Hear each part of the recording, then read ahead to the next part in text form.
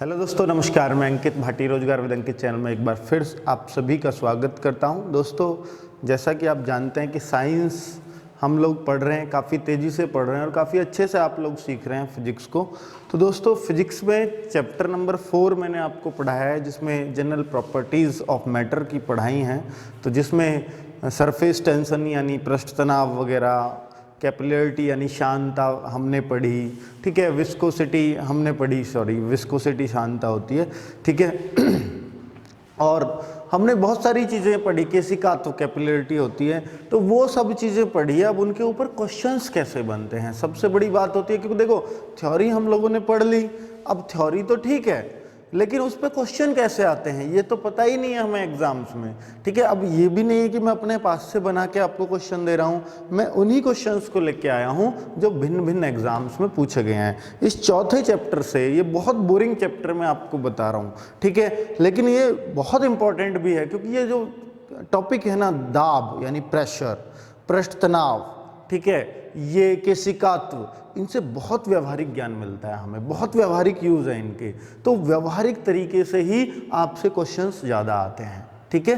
तो मतलब आप अपने इस विज्ञान के ज्ञान को व्यवहार में कैसे ला सकते हो, इसलिए क्वेश्चन बनते हैं, ठीक है। तो कंपटीशन में व्यवहारिक ज्ञान के क्वेश्चन ही ज़्यादा पूछे जाते हैं हमेशा, ठीक है। उससे ही पता लगता है कि हमने चीज़ों को सीखा है या रटा है, ये फर्क है। तो अभी हम देखते हैं दोस्तों, वर्षा की बूंदें गोलाकार होती हैं क्योंकि मैंने आपको बताया था, क्योंकि बूंदें ऊपर उठी हुई रहती हैं इसलिए गोल होती है, नहीं तो पानी बह जाता, रोग रोग बह जाते। तो पृष्ठ तनाव के कारण जो उसका पृष्ठ है उसमें टेंशन होती है, वो एक जगह इकट्ठा रहता है। तो ये आपको मालूम होना चाहिए। वायु दाब मापी की रीडिंग अचानक गिरावट आ जाए तो मतलब बैरोमीटर का पाठ्यांक, वायुदाब मापी का मतलब है बैरोमीटर, ठीक है। वायुदाब मापी बोलते हैं बैरोमीटर को हिंदी में। तो वायुदाब मापी की रीडिंग में अचानक गिरावट आ जाने से इसका मतलब ये होगा तूफान आएगा। ये तो मैंने आपको बता ही दिया था, ठीक है। अगला क्वेश्चन हम लोग देखते हैं कि बत्ती वाले स्टोव में केरोसिन की बत्ती में ऊपर चढ़ने का जो तेल है वो ऊपर कैसे चढ़ सकता है, वो केरोसिन ऊपर कैसे चढ़ जाता है, तो आप सबको पता हो जाना चाहिए। देखिए, यहाँ पर आया नहीं है जो होना चाहिए, ये होता है कैपिलरिटी के कारण यानी केशिकात्व के कारण, क्योंकि उसमें अंदर केश नलियाँ लगी हुई होती हैं। और केश नली अगर ऑप्शन में नहीं है तो हम पृष्ठ तनाव को मान सकते हैं, बाकी पृष्ठ तनाव इसका बेस्ट उत्तर नहीं है, ये ऑप्शन होने ही नहीं चाहिए। और यहाँ पर क्या होना चाहिए, केशिकात्व, ठीक है। तो केशिकात्व आप कर लेना अपनी बुक में भी काट कर, ठीक है। तो केशिकात्व के कारण हो सकता है दोस्तों। इसकी पीडीएफ इस चैप्टर की मैं आपको आज ही टेलीग्राम पे दे दूंगा, मतलब दे चुका हूँगा इस वीडियो के आने तक। तो वहाँ से आप कर सकते हैं। टेलीग्राम चैनल है रोजगार विद अंकित। तो जो भी पीडीएफ जिससे भी रिलेटेड होगी तो आपको घबराने की जरूरत नहीं है। लॉकडाउन में बुक अवेलेबल नहीं है, क्योंकि जिस बुक में ये क्वेश्चन हैं या जिस बुक से मैं पढ़ा रहा हूँ ये हमारी अपनी ही बुक है, और ये अभी मार्केट में अवेलेबल नहीं है। नहीं इसलिए नहीं है क्योंकि दुकानें बंद हैं, ठीक है। तो इसलिए मैं आपको पीडीएफ टेलीग्राम पे दे दूंगा, जिससे कोई बच्चा अगर तैयारी करना चाहे तो वो बिल्कुल हतोत्साहित ना हो कि जी कहाँ से पढ़ें, ठीक है। तो चलिए, अगला क्वेश्चन है चौथा। गिरती हुई वर्षा की बूंदों की गोलीय आकृति का कारण, फिर से वही बात आ गई है कि गोलीय आकृति का कारण होता है पृष्ठ तनाव। भाई, वर्षा की बूंदें गोल, वही तो बात हो गई है, 2 बार पूछ लिया क्वेश्चन, सोच लो। जब कोई जहाज नदी से सागर में घुसता है, जब भी कोई जहाज नदी से और सागर में जाएगा तो उसका ऊपर वाला भाग उठ जाता है, ठीक है। क्योंकि सागर और नदी का जो पृष्ठ तनाव है वो थोड़ा सा फर्क होता है दोनों के में, पृष्ठ तनाव में फर्क होता है दोनों के जलों के में, इसलिए ऐसा होता है। और हम कहते हैं वो ऊपर से कुछ उठ जाता है। चलिए, द्रव बूंद की संकुचित होकर, जो द्रव की बूंद है वो संकुचित मतलब इकट्ठी होकर कम क्षेत्रफल घेरने की प्रवृत्ति को हम पृष्ठ तनाव बोलते हैं, आप सबको पता है। भाई, द्रव की बूंद, देखिए बूंद के ऊपर कितने क्वेश्चन आ रहे हैं, ओस की बूंद हो, वर्षा की बूंद हो या कोई द्रव की बूंद हो, अगर वो कम क्षेत्रफल घेरने की प्रवृत्ति रखती है तो वही पृष्ठ तनाव की परिभाषा होती है, ठीक है। ये मैं आपको समझा चुका हूँ बहुत अच्छे से, ठीक है, जब चैप्टर पढ़ा रहा था। तो 7वां क्वेश्चन, यानी इससे पिछली क्लास में, क्लास 3 है, किसमें, पदार्थों के सामान्य गुण, यानी चौथे चैप्टर की क्लास 3 है, इससे पहले जो 2 क्लास है उसमें टोटल थ्योरी पढ़ाई है और बहुत अच्छे से आपको समझ में आई होगी, ऐसी उम्मीद करता हूँ। पानी के एक गिलास में एक बर्फ का टुकड़ा तैर रहा है। जब बर्फ पिघलती है तो पानी का स्तर पर क्या प्रभाव पड़ेगा? ऐसे ही सोच के देखो तो हम सोचते हैं कि भाई पानी में हमने बर्फ डाल दी, गिलास में ही सोच लीजिए छोटा सा बर्फ का टुकड़ा डाल दिया, तो हमको ये लगता है कि अगर वो पूरी पिघल जाएगी तो गिलास के पानी का स्तर उठ जाएगा, थोड़ा सा पानी का लेवल बढ़ जाएगा। नहीं, जब वो बर्फ ऑलरेडी उसमें पड़ी हुई है तो जितना उसका उठा हुआ है वो तो उठना होता तो वो तो उठ चुका ऑलरेडी। बर्फ का टुकड़ा डालेंगे जब तो उठेगा, लेकिन जो उठ चुका है चाहे वो पूरी पिघल जाए वो उतना ही रहेगा, उससे ऊपर नहीं जाएगा, कि बर्फ तो ऑलरेडी उस पर आ गई है। ये आप ऐसे समझ सकते हैं, एक छोटी सी बात मान लीजिएगा, जैसे आप किसी तराजू पे तुलने जा रहे हैं और अपना एक पैर तराजू पे रख लो और एक पैर बाहर निकाल लो तराजू से, तो क्या वजन नहीं आएगा तराजू पे? तब भी तो आपका पूरा वजन ही तुलना है उसके ऊपर। तो वैसे ही आप समझ लीजिएगा, इस चीज को ऐसे आप समझ सकते हैं, ठीक है। चलिए, तो कोई फर्क नहीं पड़ेगा, मतलब उतना ही रहेगा। चलिए अगला क्वेश्चन अगर मैं बोलूं, 8वां, समुद्र में नदी की अपेक्षा तैरना आसान होता है, क्यों? अब आपको इस बात का जवाब दे देना चाहिए। देखिए, समुद्र जल नमकीन होता है, ये तो एक कारण रहा, व्यवहारिक कारण। देखिए, अब इन ऑप्शन में तो आप यही चुनोगे कि समुद्र जल नमकीन होता है, खारा होता है। अब वो खारा होता है तो इस बात से क्या मतलब है, उसमें तैरना आसान हो गया, ठीक है। क्या खारे में तैरना आसान होता है? हाँ बिल्कुल। देखिए, जब भी किसी चीज में आप अशुद्धि मिलाएंगे तो उसका पृष्ठ तनाव क्या होता है? उसका पृष्ठ तनाव बढ़ता है। कोई भी अशुद्धि आप मिलाते हैं किसी चीज में तो उसमें उसका पृष्ठ तनाव बढ़ेगा, और जिस चीज का पृष्ठ तनाव बढ़ेगा इसका मतलब उसका आपने घनत्व बढ़ा दिया, उसके जो कण है वो पास पास आ गए, उस द्रव के कण पास पास आ गए, और जब पास पास आ जाएंगे तो आपको आसानी से अंदर नहीं जाने दे देंगे, मतलब डूबने नहीं देंगे, वो आपको ऊपर ही ऊपर रखेंगे, क्योंकि उन्होंने आपके नीचे चादर बना दी एक, ऐसे मान सकते हो, ठीक है। अब मान लीजिए बहुत हल्का पानी है, जैसे आप मान लीजिए डिटर्जेंट का पानी है, डिटर्जेंट झाग, क्या उसमें तैरना आसान होगा? अरे वो तो इतना पतला है, वो तो झाग में नीचे ही बैठ जाएगा आदमी, उसमें तो कोई तैर ही नहीं सकता, ठीक है। तो ऐसे ही समझ लीजिएगा आप। अब समुद्र के पानी में तैरना किस लिए आसान होगा? क्योंकि ये भारी जल है, और भारी भी नहीं कहेंगे कि अशुद्धि जल है, और अशुद्ध मतलब नमकीन जल है, ठीक है। तो इस तरीके से हम कह सकते हैं। तो पानी के 4 डिग्री सेंटीग्रेड पर शरीर तैरता है, बिल्कुल। यदि तापमान 100 डिग्री कर दें तो पानी हल्का हो जाएगा, गर्म करने पर पृष्ठ तनाव घटता है, टेंशन कम हो जाती है, बताया था। तो पानी हल्का हो जाएगा तो फिर तो तैरना मुश्किल हो जाएगा। तो पानी जितना संकुचित होगा, यानी 4 डिग्री सेंटीग्रेड पे सबसे ज्यादा पास पास होते हैं पानी के कण, क्योंकि 4 के बाद तो पानी बर्फ बनने लगता है। 4 से 3 पे आओगे, 2 पे आओगे, 0 पे आओगे, पूरी तरह बर्फ बन जाएगा, ठीक है। तो 4 पर वो पानी ही है और उसके कण बहुत पास हैं, तो वो सबसे उपयुक्त है तैरने के लिए। तो ऐसे आप कह सकते हो। तो पानी के 4 डिग्री सेंटीग्रेड पर शरीर तैरता है, यदि तापमान 100 डिग्री सेंटीग्रेड हो जाए तो शरीर डूब जाएगा, शरीर तैर नहीं पाएगा, पानी बहुत हल्का हो गया, जगह दे दी। मच्छर क्यों तैरता है? क्योंकि पानी भारी है, मिट्टी का तेल डाल दिया, पानी हल्का हो गया, मच्छर नीचे डूब गया, ये बात है, ठीक है। समझ रहे होंगे आप। पानी का आपेक्षिक घनत्व सर्वाधिक निम्नलिखित ताप पर होता है। तो देखिए, आपेक्षिक घनत्व, वही वाली बात आई, घनत्व का मतलब कण पास पास होना। जैसे आदमी पास पास होगा तो उस जगह का घनत्व ज्यादा होगा। दिल्ली का 11,000 कुछ है, 1 वर्ग किलोमीटर के अंदर 11,000 कुछ लोग रहते हैं, ठीक है। पूरे भारत का 940 है, तो इससे आप समझ लीजिएगा पास पास होना। तो 4 डिग्री सेंटीग्रेड पर घनत्व सर्वाधिक होता है। बहुत ही इंपॉर्टेंट क्वेश्चन है, बहुत जगह आपको देखने को मिलेगा। अगले क्वेश्चन की बात करूं, 11वां, 12वां और 13वां, ये क्या है जरा देखिए। बहुत आगे तक जाना है हमें, 40-45 क्वेश्चन पढ़ने, थोड़ी स्पीड बढ़ाता हूं। जब किसी झील की तली से ऊपर उठकर वायु का बुलबुला ऊपरी सतह तक आएगा तो उसका आकार, देखिए झील की सतह से ऊपर उठ रहा है, ऊपर उठ रहा है, ऊपर उठ रहा है, तो उसका बुलबुला मोटा होता चला जाता है। कोई भी चीज फूलता हुआ चला जाएगा, और जब तक फूलेगा वो, जब तक उस पर बाहरी दाब प्रेशर नहीं मार देगा, ठीक है। वो तब कोई भी चीज, पता है क्या होती है, कोई भी चीज उधर को जाती है, चाहे वो पानी हो, चाहे वो वस्तु हो या कुछ भी हो, कोई भी चीज हमेशा ज़्यादा वायुदाब से कम वायुदाब की ओर जाती है। जैसे हम पवनों को भी देखते हैं, हवाओं की दिशा होती है तो हमेशा ज़्यादा वायुदाब से कम वायुदाब की तरफ भगती है। ठीक है, कोई भी चीज़, तो वही चीज़ है ये भी।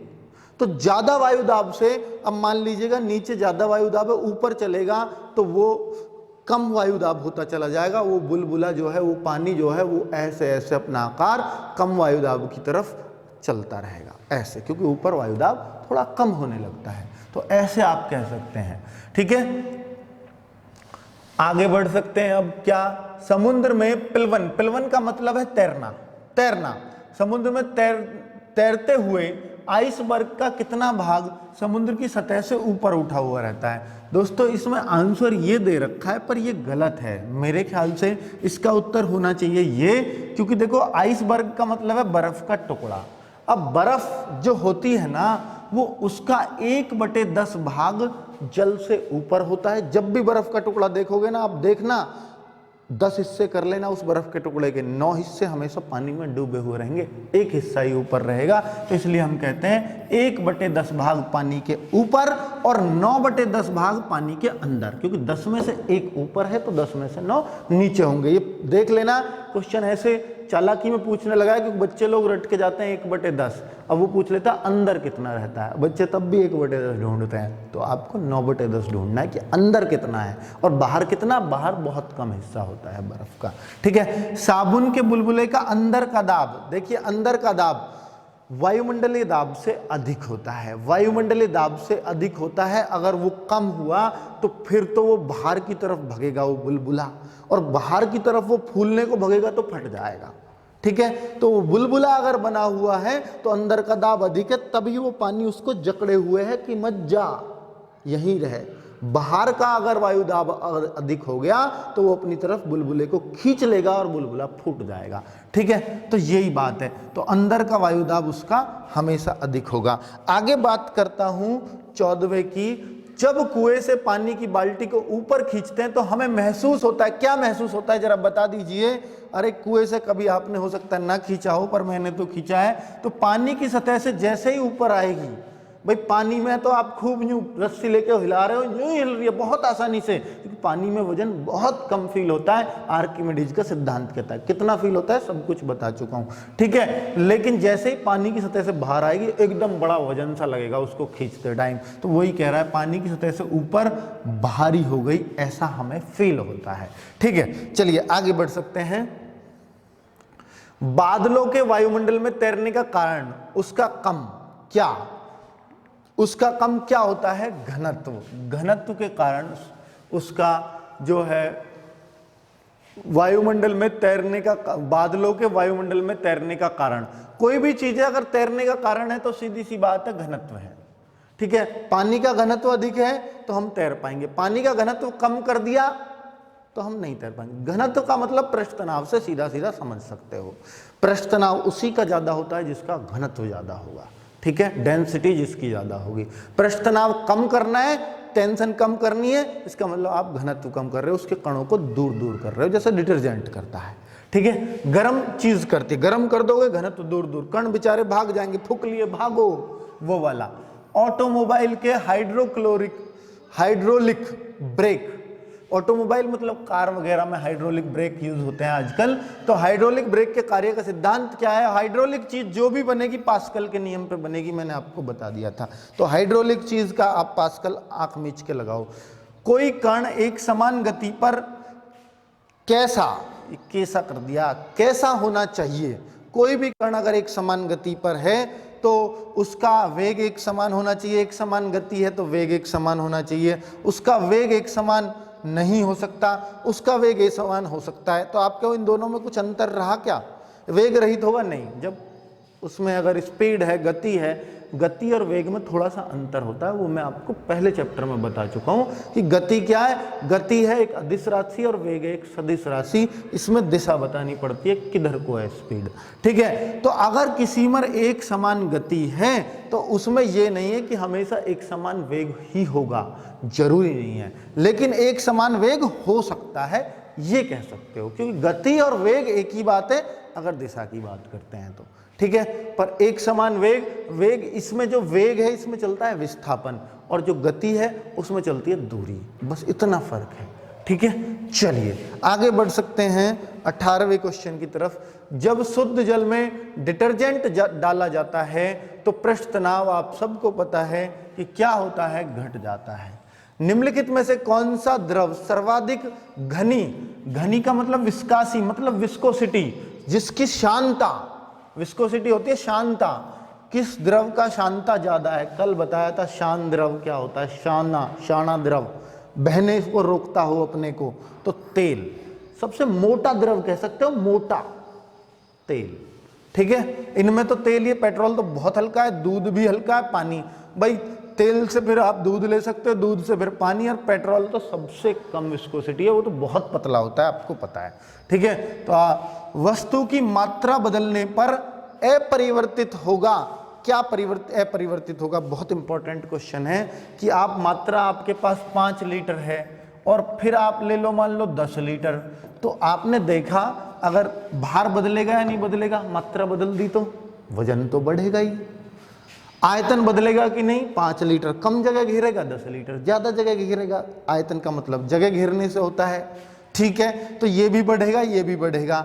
द्रव्यमान तो भारी होता है एक प्रकार से, तो बिल्कुल ये भी बढ़ेगा, क्योंकि इसमें तो बस जी की गुणा होती है, इसमें एम ही रहता है, तो मतलब इस पे ही डिपेंड है वो भी, ठीक है। तो कुल मिला के द्रव्यमान जहां बढ़ेगा वहां भार तो बढ़ना ही बढ़ना है, आयतन भी बढ़ेगा, तो ये बिल्कुल तीनों चीजों पे फर्क पड़ेगा। लेकिन घनत्व तो जितने कण उसके यहाँ 5 लीटर में पास थे, तो 10 लीटर में भी तो उतने ही पास होंगे, जब तक गर्म नहीं करोगे, गर्म करोगे दूर हो जाएंगे, तब घनत्व पे फर्क पड़ता है, गर्म होता है तो, ठीक है। बाकी आप मात्रा कितनी बदल लो, घनत्व पे कोई फर्क नहीं पड़ेगा, ठीक है। तो अब उम्मीद कर रहा हूं आपको चीजें समझ आ रही होंगी। आर्किमिडीज का नियम या आर्किमिडीज का सिद्धांत निम्नलिखित में से किससे संबंधित है? पिलवन के नियम, अरे तैरने के नियम से ही तो है। पिलवन मतलब फ्लोटिंग, और फ्लोटिंग मतलब तैरना, तो पिलवन को आप तैरना समझिए। तो आर्किमिडीज ने किस पे दिया था अपना सिद्धांत? तैरते समय, जब कोई वस्तु आंशिक रूप से जल में डूबी हुई या पूर्ण रूप से डूबी हुई है, तो डूबे का मतलब है तैर रही है, ठीक है। तो उसके भार में कुछ कमी प्रतीत होती है, और वो कैसे होती है, कितना भार होता है, सब कुछ तो बता चुका हूँ कल की वीडियो में। आज मैं फिर से उस पर अपना दिन को खराब नहीं करना चाह रहा कि भाई वीडियो खामा-खाई लंबी खींच दूं। फाउंटेन पेन किस सिद्धांत पर काम करता है? फाउंटेन पेन, आप देखिए शाही फाउंटेन पेन क्या फर्क होता है, उसको शाही में डुबो दो, शाही में डुबो दिया तो उसमें शाही ऊपर तक चढ़ जाती है, ऐसे डुबोने से उसके ऊपर रिफिल में चढ़ जाती है, और फिर वो कुछ देर तक चल जाती है उसकी नींव, ठीक है। ये होता था फाउंटेन पेन, ठीक है। तो फाउंटेन पेन क्या हो गया? तो ऊपर चढ़ती है शाही, और जब ऊपर कोई चीज चढ़ती है नीचे से, जैसे बत्ती ऊपर जलती है, तो क्या होता है? केशिकात्व के कारण या केशिका क्रिया या कैपिलरिटी रिएक्शन या एक्शन, जो भी कुछ है, ठीक है। चलो आगे बात कर सकते हैं अगले क्वेश्चन की। क्वेश्चन नंबर 23, एक तांबे की छड़ है और दूसरी इस्पात की, दोनों को पानी में डालने पर क्या पूछ रहा है? डालने पर एक जैसा उत्क्षेप प्राप्त होता है, इस प्रकार दोनों का क्या होगा? तांबे की और दूसरी इस्पात की है, एक तांबे की और दूसरी इस्पात की, दोनों को पानी में डालने पर एक जैसा उत्क्षेप प्राप्त होता है, आयतन समान है, भार समान है, घनत्व समान है, द्रव्यमान समान है। तो एक तरफ से उनका उत्क्षेप, एक जैसा उत्क्षेप प्राप्त होता है। उत्क्षेप क्या नया वर्ड दे दिया इसने, उत्क्षेप। चलिए, तो इसमें हम क्या कह सकते हैं? तांबे की छड़ और इस्पात की छड़, देखो घनत्व समान होने की कोई बात ही नहीं है, द्रव्यमान समान होना चाहिए, अगर उत्क्षेप तो चलो छोड़ो, इस क्वेश्चन को मैं होल्ड पर रखता हूं, मुझे उत्क्षेप का मतलब देखना पड़ेगा ये क्या होता है।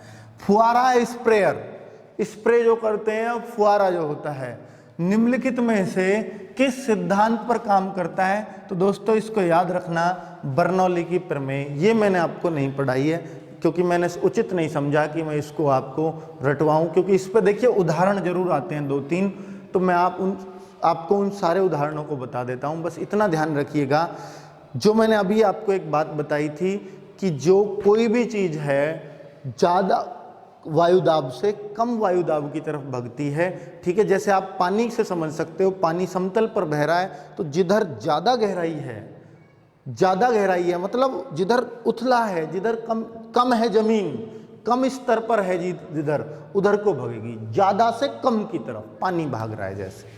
ठीक है, तो इस तरीके से ही कोई भी चीज़ है तो ज़्यादा वायुदाब से कम वायुदाब की तरफ भगती है। तो जैसे आप देखते हैं आंधी में टीन उड़ जाती है, तो ये किस सिद्धांत पर आधारित है? अगर कोई आपसे पूछे तो बर्नौली सिद्धांत। वो क्या है?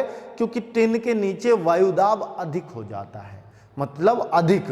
अब ऊपर उसके टिन के कम वायुदाब हो गया, तो टिन तो जोर मारेगी ना फिर कम वायुदाब की तरफ जाने के लिए, इसलिए हम कहते हैं टिन की छत। अब आप ऐसे कहते हैं, एक और एग्जाम्पल मैं आपको देता हूं कि भाई हम कई बार ट्रेन या बस कुछ भी जाए हमारे सामने से तेजी से, और हम कहते हैं ट्रेन से थोड़ा दूर खड़ा हुई हो ताकि तू गिर भी जाए तो भाई उस तक ना पहुंचे। तो क्या होता है, कभी आपने महसूस किया हो, अगर आप बहुत पास खड़े हैं किसी ऐसी तेज व्हीकल के पास, तो आप एक तरफ उसकी दिशा में को जाते हैं, क्योंकि हमारे और उस ट्रेन के बीच में वायुदाब काफ़ी कम हो गया है, काफ़ी कम हो गया है। तो इसका मतलब है अब आप उधर को जाओगे तो आप ज़्यादा वायुदाब आपको धक्का देगा कम वायुदाब की तरफ, तो आपका चांस रहेगा गिरने का उस तरफ, ट्रेन की ही तरफ। तो ये किस कारण होता है? बर्नौली सिद्धांत। ठीक है, बर्नौली प्रमेय। एक और बताता हूं आपको, क्रिकेट की बॉल स्विंग होती है, एक तरफ से खिलाड़ी उसको चमकाता रहता है, एक तरफ से ही चमकाता है, याद रखना, दोनों तरफ से नहीं। उसको ये नहीं है कि बॉल को ले पूछ लूं मेरी फट जाएगी नहीं तो ये बॉल, ठीक है, वो उसको इस बात की फिक्र थोड़ी ना होगी, वो बार बार उसको चमकाता रहता है। क्यों? ताकि एक तरफ चमक बनी रहे, और जिस तरफ से खुदरी होगी, हमेशा याद रखना, क्योंकि चमक पर वायुदाब ज़्यादा लगेगा और खुदरी होगी कम वायुदाब, तो वो स्विंग होगी। किस तरफ स्विंग होगी? जिधर खुदरी होगी बॉल, और जिधर चमक होगी उधर स्विंग कभी नहीं होगी। हालांकि आजकल एक और नियम बना दिया है रिवर्स स्विंग का, जिसको देखकर खिलाड़ी जब रिवर्स स्विंग करने लगे थे तो साइंस भी हैरान रह गया था, रिवर्स स्विंग कैसे हो सकती है कोई बॉल। ठीक है, पाकिस्तानी गेंदबाजों ने सबसे पहले इसका इस्तेमाल करना शुरू किया था। तो कोई बात नहीं, तो अब आप इतना समझ लीजिए, वो भी एक सिद्धांत है, पर हमें वो ज़्यादा आगे नहीं जाना है, हमें बर्नौली सिद्धांत समझना है कि बॉल स्विंग क्यों होती है और स्विंग किस तरफ होती है, जिधर खुदरी होगी। ठीक है, चलिए, किसी पाइपलाइन के केंद्र पर स्थित किसी कण का वेग क्या होगा? किसी पाइपलाइन के केंद्र पर स्थित किसी कण का वेग क्या होगा?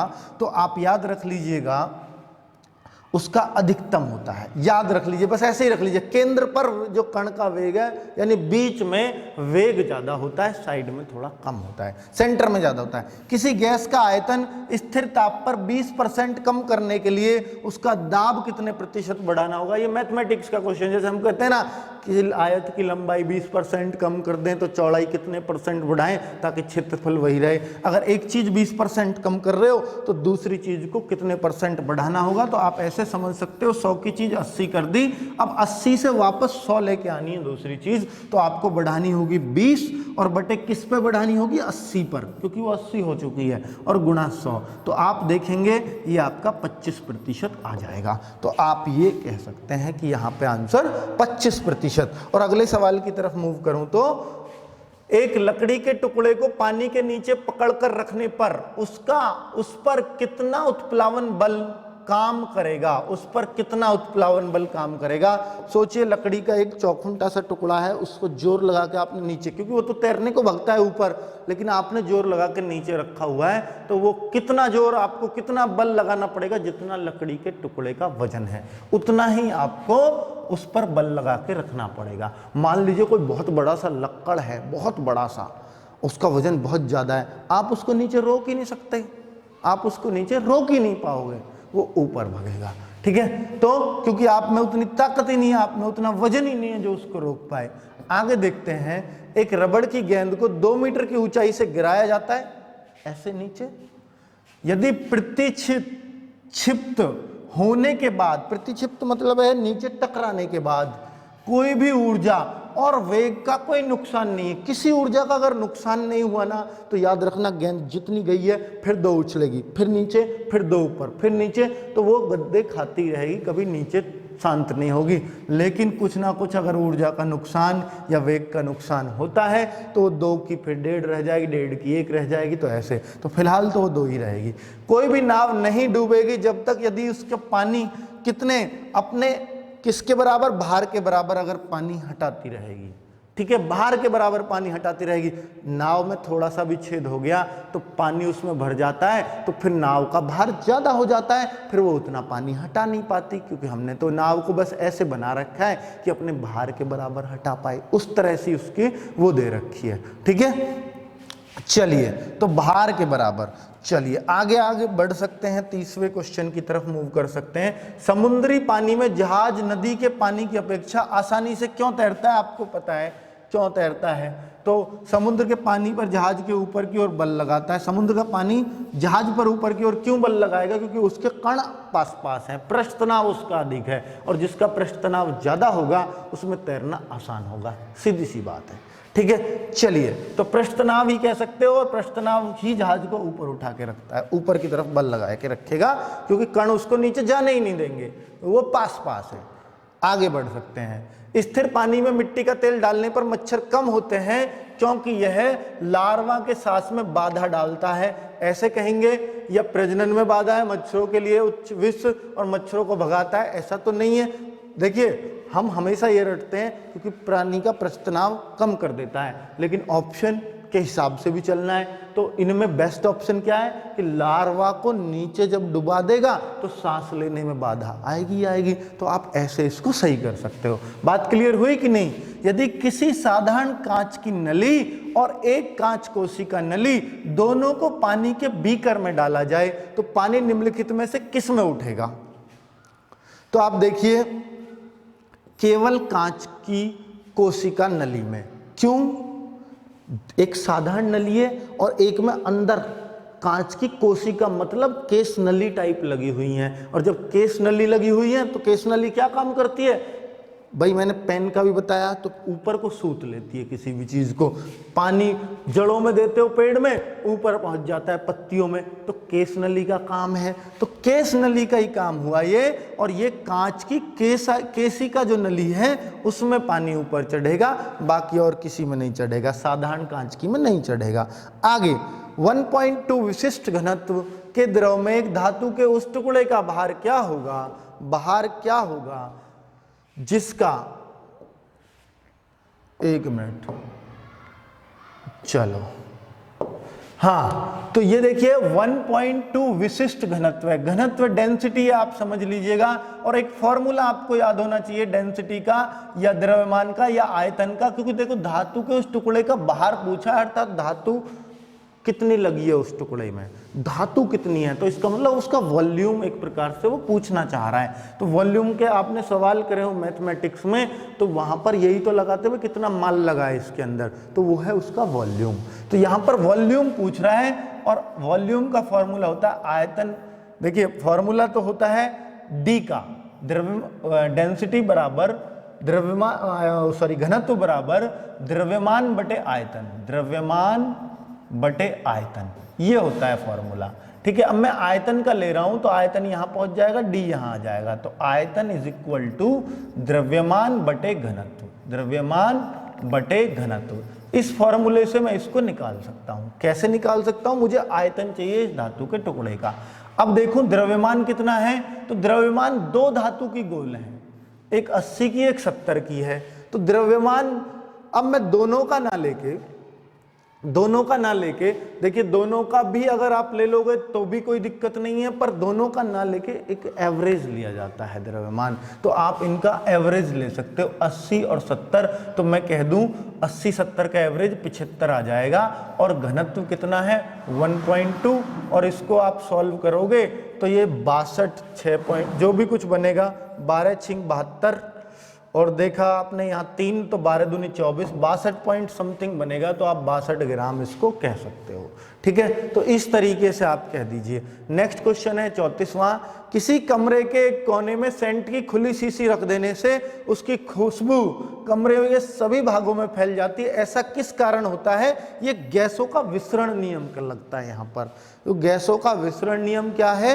अरे भाई, जैसे द्रवों पे वाष्पीकरण नियम लगता है कि द्रव का गैस में बदलना, वो वाष्पीकरण है, इवेपोरेशन है, ठीक है। लेकिन विसरण जो गैस फैलती है सारे में, तो वो विसरण के कारण होती है, वायुमंडल में अगर कोई गैस फैलती है तो, ठीक है। चलिए नेक्स्ट क्वेश्चन है, निम्नलिखित में से कौन सी भौतिक राशि है जो मात्रा में वृद्धि के बाद अप्रभावित रहती है? मात्रा बदलने पर अगर वो अप्रभावित रहती है, तो मैंने अभी आपको एग्जांपल दिया था घनत्व, ठीक है। घनत्व पे कोई फर्क नहीं पड़ता, अगर किसी भी चीज की मात्रा 5 लीटर 10 लीटर, बाकी सब चीजें बदलेंगी लेकिन घनत्व नहीं बदलेगा। दोबारा आ गया क्वेश्चन, ऐसे मान लो।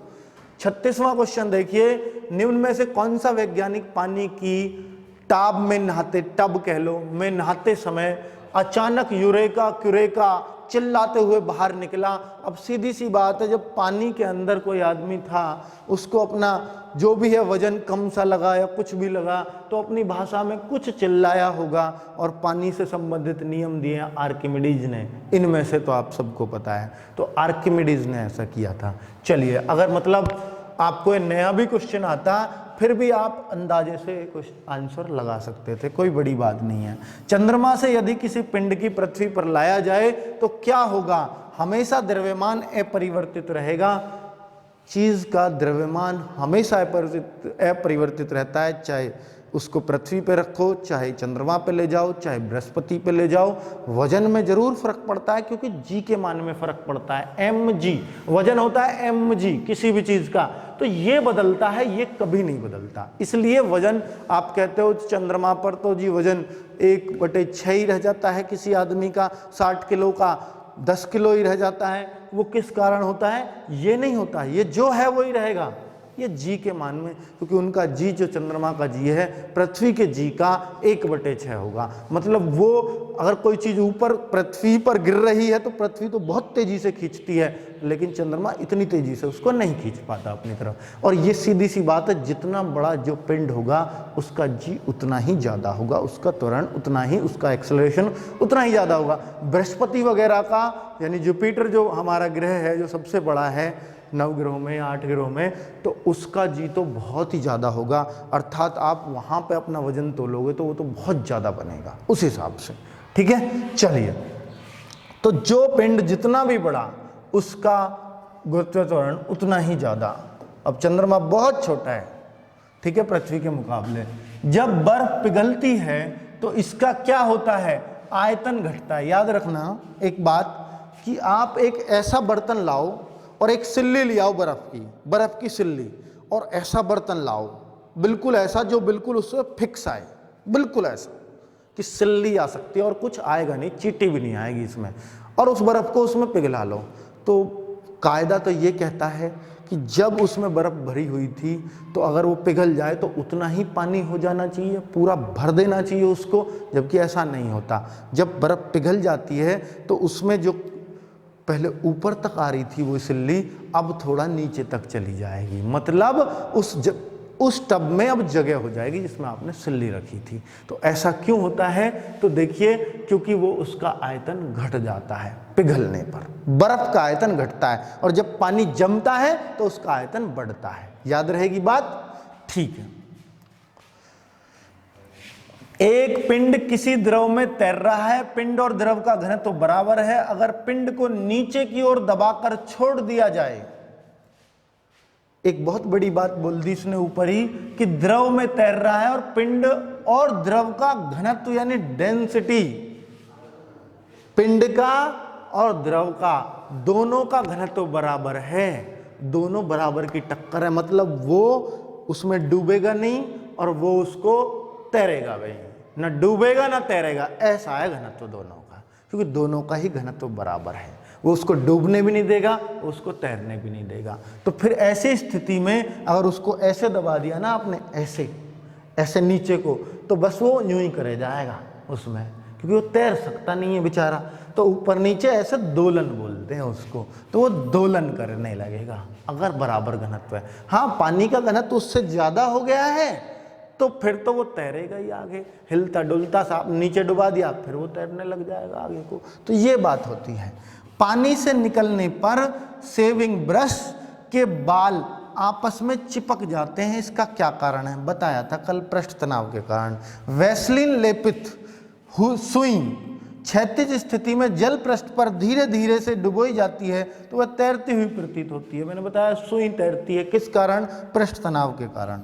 पृष्ठ तनाव के कारण, क्योंकि जल का जो घनत्व है वो उससे बहुत ज़्यादा है सुई से, ठीक है, वो उसको डूबने नहीं देता, ऐसे आप कह सकते हो, ठीक है। चलिए, पृष्ठ तनाव जल का अधिक होता है सुई के मुकाबले, ऐसा आप कह दीजिएगा। हालांकि सुई में तो पृष्ठ तनाव होता ही नहीं है। क्यों नहीं होता है? क्योंकि पृष्ठ तनाव तो द्रवों का गुण है, ठीक है, लिक्विड्स का ये प्रॉपर्टी है। चलिए अगला क्वेश्चन बात करते हैं।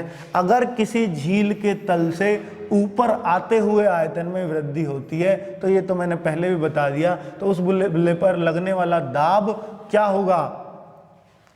देखिए, झील के तल से ऊपर अगर बुलबुला के आयतन में बुलबुले का साइज अगर बढ़ रहा है, बुलबुले का साइज, तो उस बुलबुले पर लगने वाला बल क्या होगा? कम होगा, बढ़ेगा, वही रहेगा, शून्य होगा।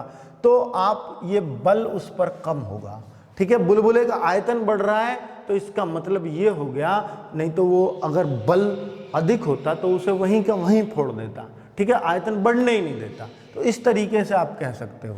चलिए आगे क्या है? नैनो द्रव्य का सर्वाधिक महत्वपूर्ण गुण कौन सा है? नैनो द्रव्य का सर्वाधिक, ये रट लीजिए, मुझे भी नहीं पता ये क्या है, ठीक है। एक भारहीन गुब्बारे में 200 ग्राम जल भरा गया है, इसका जल में भार क्या होगा? देखिए, जो भी चीज है, अगर गुब्बारे को बगैर जल भरे आप नीचे डुबा कर दिखा दो तो मान जाऊंगा आपको। गुब्बारे में हवा भरना, वो कभी जल में डूब ही नहीं सकता। वो डूब क्यों रहा है? क्योंकि उसके अंदर आपने 200 ग्राम पानी डाल दिया, अब वो डूब सकता है। अब वो मतलब नीचे ले जा सकते हो उसको, गुब्बारे को। क्यों और कितना? तो इसका भार जल में जो है गुब्बारे का 200 ग्राम ही, मतलब इतने का इतना ही, वो सॉरी, गुब्बारे का भार नीचे नहीं फील होगा आपको, अर्थात शून्य ही फील होगा, ठीक है। क्योंकि आप ये समझ लियो, गुब्बारा तो अपना जाता ही नहीं, तो चाहे उसमें कितनी भी आप हवा भर लो, तो इसका मतलब जो उसमें जल है, और जल तो जल में मिल जाएगा, उसका वजन कुछ लगेगा ही नहीं। जो गुब्बारे का वजन है, गुब्बारा तो गुब्बारा है, बाहरहीन गुब्बारा है क्योंकि वो, ठीक है। कुछ बाहर होता तो हम कहते कुछ हल्का फील हो जाएगा जी गुब्बारा, पर गुब्बारे में तो बाहर ही नहीं है। और जो जल होगा उसका, वो जल में वो जल तो अपने साथ ही रखेगा उसको, ठीक है, तो उसका कोई भार आपको फील नहीं होगा, ठीक है। मतलब ये ऐसा हो गया कि अगर आप किसी आदमी को उठाओ, ठीक है, उसके अंदर 10 लीटर पानी, हालांकि आदमी पी तो नहीं सकता, पर 10 लीटर पानी आपने भर दिया आदमी के अंदर, अब भी आपको जल के अंदर उसका भार उतना ही लगेगा। जबकि भार बाहर निकालोगे पानी से तो उसका भार 10 किलोग्राम बढ़ गया होगा, क्योंकि आपने 10 किलोग्राम पानी भर दिया उसके अंदर, ठीक है। लेकिन जल में उतना ही लगेगा, कितना ही पानी भर लो। ये बात एक अच्छी चीज है, मिल गई। यदि 100 ग्राम चीनी को आधा लीटर पानी में मिलाकर एक असंतृप्त चीनी का घोल बनाया गया है। असंतृप्त, देखिए संतृप्त होता है जब चीनी की घुलनशील अधिकतम मात्रा हो जाए। मतलब जैसे आप चीनी पे डालते हो पानी में, वो घुलती रहती है, एक स्टेज ऐसी आएगी वो घुलनी बंद हो जाएगी। कितनी भी चीनी डाल लो आप, घुलनी बंद हो जाएगी। एक लिमिट तक ही तो घुलेगी, ये कितनी भी घोल दोगे आप, क्या वो गर्म करके घोल देंगे? नहीं, गर्म नहीं करना, वो अति संतृप्त हो जाता है फिर, ठीक है। तो अगर आपको चीनी को ऐसे ही घोलना है तो एक स्टेज आती है, वो होती है संतृप्त। और अगर अभी मात्रा और भी घुलाई जा सकती है, आपने थोड़ी डाली है, 500 ग्राम भी डालिए चीनी, घुल सकती है 1 किलो, तो वो 500 ग्राम, 700 ग्राम, 800 ग्राम कहलाता है असंतृप्त विलयन, असंतृप्त चीनी का घोल, ठीक है। लेकिन वो घोल क्या कर देगा? उसका घनत्व बढ़ा देगा। मैंने बताया कोई भी अशुद्धि मिला दो आप तो घनत्व तो बढ़ेगा ही बढ़ेगा, तो वही चीज हो रहा है। तो निम्न में से कौन सी भौतिक राशि बढ़ेगी? तो घनत्व तो बढ़ेगा ही बढ़ेगा, ठीक है। सॉरी, क्या नहीं बदलेगी? क्या नहीं बदलेगी? द्रव्यमान बदलेगा, हाँ बदलेगा, क्योंकि आपने चीनी घोल दी है। सांद्रता भी बदलेगी, आयतन उसका, क्योंकि पानी में वो घुल चुकी होगी, तो आयतन नहीं बदलेगा। हाँ, घनत्व तो बदलेगा क्योंकि उसमें डेंसिटी हो गई है कहीं ना कहीं थोड़ी बहुत ज़्यादा, तो आयतन आप कह सकते हो। चलिए आयतन कहिएगा, आयतन नहीं बदलेगा क्योंकि चीज़ घुल जाएगी तो वहीं की वहीं हो जाएगी, उतने में ही समाई जाएगी। तो इस तरीके से हम बोल सकते हैं, इस तरीके से हम कह सकते हैं। ठीक है, चलिए तो आज का काम हम कहते हैं इन्हीं क्वेश्चंस के साथ खत्म करते हैं। 45 क्वेश्चन, कुछ एक दो हो सकता है आपको कुछ कम समझ में आए हो या मैं समझाने में असमर्थ रहा हूँ, तो वो कोई दिक्कत नहीं है। 5वां चैप्टर लेके आएंगे अब अगला फिजिक्स का, वो बहुत ही इंटरेस्टिंग होगा, गुरुत्वाकर्षण का, गुरुत्वाकर्षण बल। तो ग्रेविटेशनल फोर्स का जो भी चैप्टर है अगला, वो बहुत इंपॉर्टेंट है और बहुत इंटरेस्टिंग भी है, आपको मजा आएगा उस चैप्टर में। ओके दोस्तों, बाय बाय, मिलते हैं।